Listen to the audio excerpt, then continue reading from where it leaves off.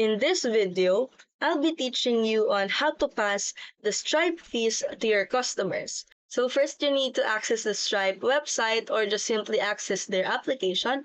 And once you're in, you are going to access your account by entering your correct credentials, which is your password as well as your email. Then click sign in button. Once you're in, under the billing section, you will see a bunch of options, which is the overview, subscriptions, invoices, meters, and the revenue recovery. You just have to click on the invoices. Once you're in, you will see the plus icon with the corresponding text, which is the create test invoice. You just have to click on that purple icon or the purple button. Once you click on that, you just have to search your customer or just simply add a new customer if you wanted to pass it on a new customer. Then, after that, you will going to select which currency that you are going to charge them. Then, find or click a digital item whether you wanted a specific new line item, just click on the plus icon.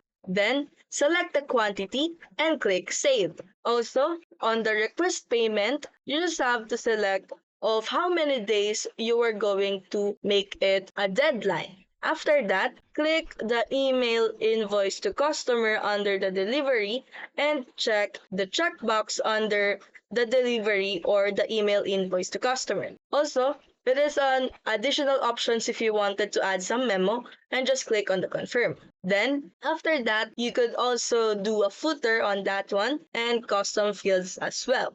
You are going to charge them the customer fee, which is you are going to tender that specific amount, and then click the send invoice. Then click the send invoice again for the confirmation. So if you find this video helpful, don't forget to smash that like button and subscribe so you never miss a new video.